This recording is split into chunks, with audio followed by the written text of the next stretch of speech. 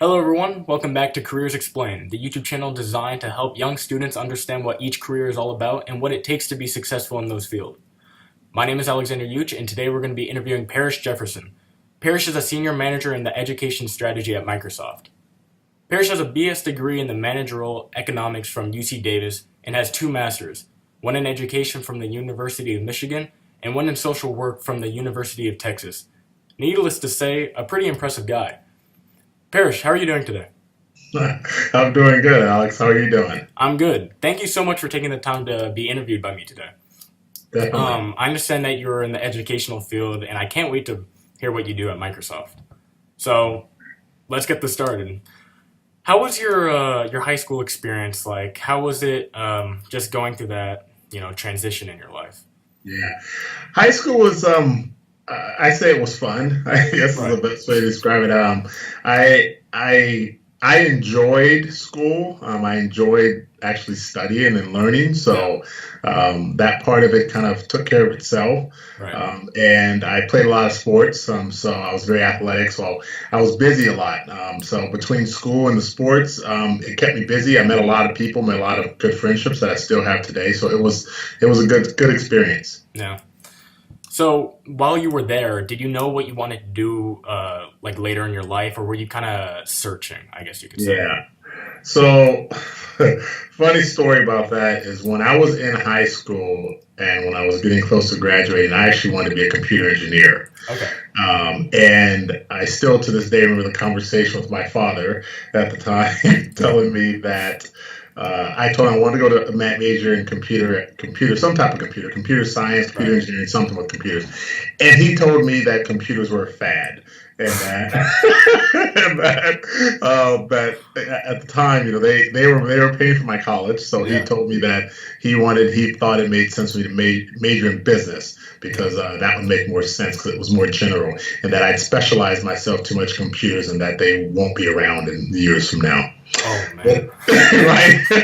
So it's quite interesting to think about where my career might have went Right. if he would have let me go in the direction that I initially wanted to go into. Right, that's interesting. Yeah, no.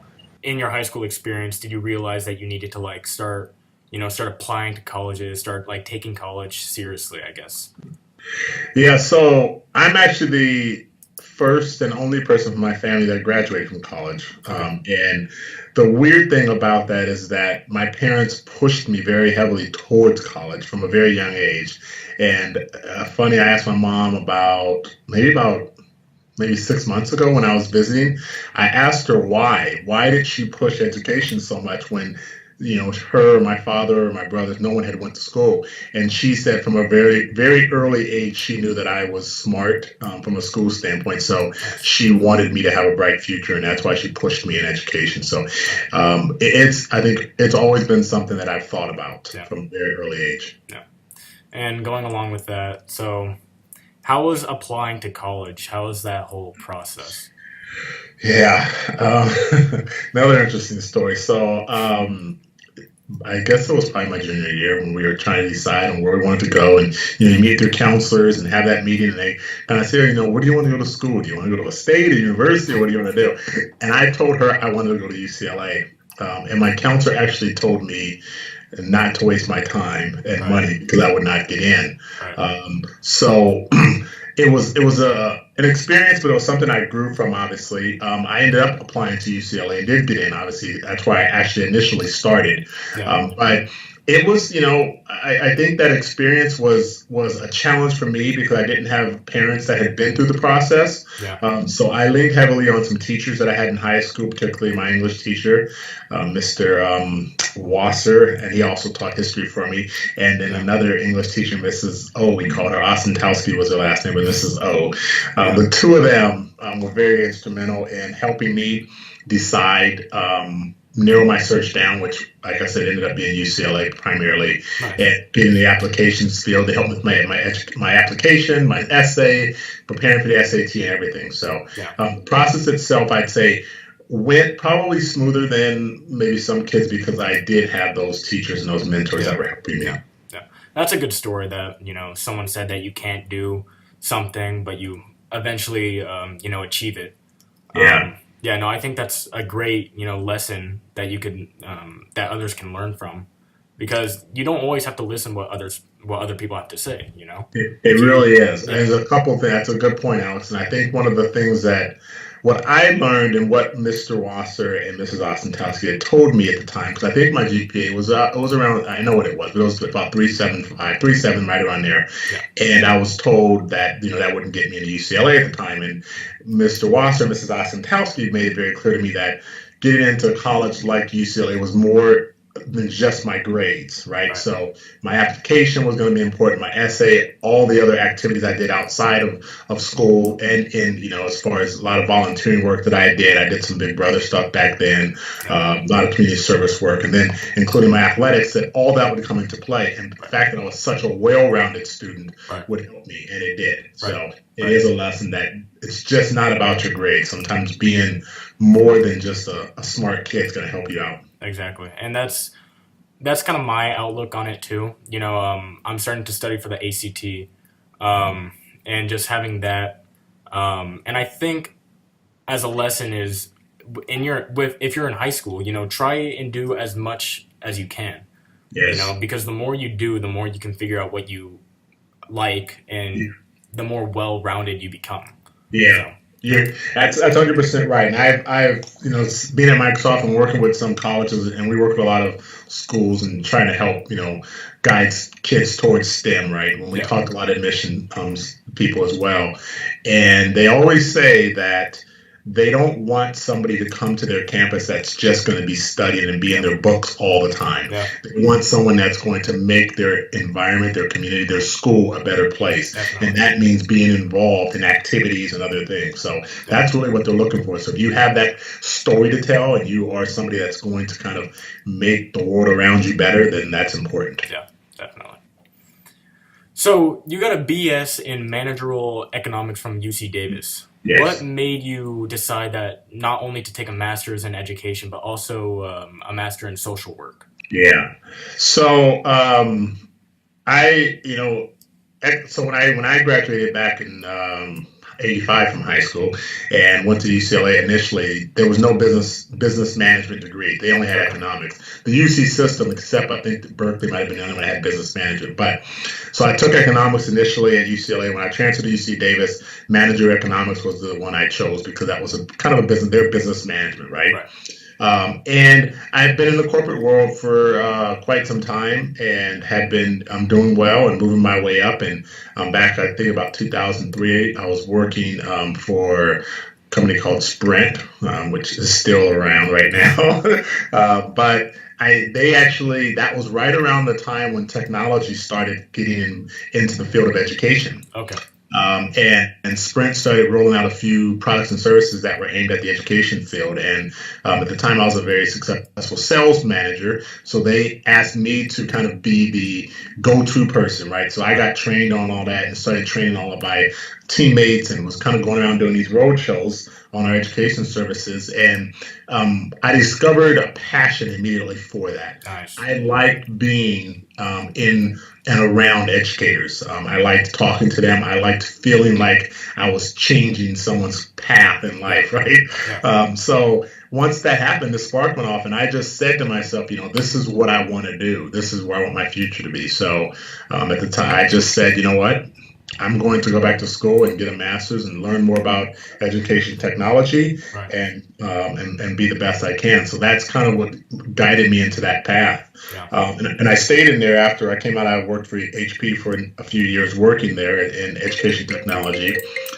And shortly after that, after being around schools and working with kids and started discovering kids with autism and Yeah. learning disabilities and all this other stuff. And another light bulb went off in my head. Nice. Nice. And I called one of my old professors up at Michigan and kind of told him what was going on. And he said, "Have you ever thought about social work?" Nice. And I said, "No." He says, "I think you should look into it. I think it might be something you're interested in." So I made some calls and sure enough found out social work was an area that I could help, some of the less fortunate and kids that are dealing with maybe some challenges and other things. So that's why I went back and got a master's in social work. Yeah. That's awesome that you found that. And kind of reiterating what I said and just trying out as much as you can just to find your passion. That's how Mhm. you figure out what you really want to do. So Yeah, yeah, that's great. yeah. I consider myself, and I always say I try to be a lifelong learner. Yeah, I want to continue to learn because I feel the world's always changing. yeah, There's always new things to learn, and as long as I can keep it interesting, that's gonna hopefully keep me young. yeah. So is it absolutely necessary to have a master in your in the management field? It isn't necessary. I will say that I feel that things are changing. Okay. I think when I came up, it wasn't a requirement. I think because so many people had worked for companies for long periods of time. Right. They'd start with a company and work there 20, 30 years and just work their way up through the company. So you saw a lot of people in management, some that didn't even have bachelor's degrees. Okay. It wasn't unusual. But I do see that changing.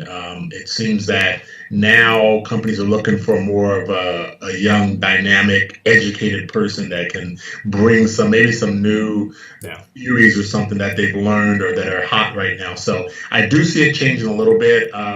I'm not sure a master's is required, but I would definitely say a college degree is Okay. going to be required to be in management going forward. And I think a master's obviously can't help you. I have seen on a lot of the not applications, on a lot of the job requirements for Microsoft positions that they will say sometimes MBA preferred. They Okay. won't say it's required, but they'll say it's preferred. Right. Okay.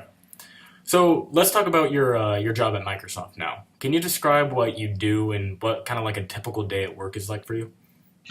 Yeah, so first I'll say I don't generally have a typical day at work. My work days are very different depending on what's happening. But um, in general, what I do on a day-to-day basis is talk to educators at a very high level. And when I say high level, I'm talking superintendents, district leaders.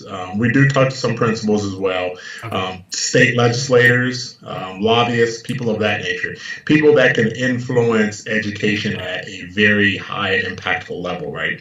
Right. So on a day-to-day basis, I'm generally having discussions with them on how their education is going in their environment today and Okay. helping them figure out ways to take it forward to that next level or maybe change it.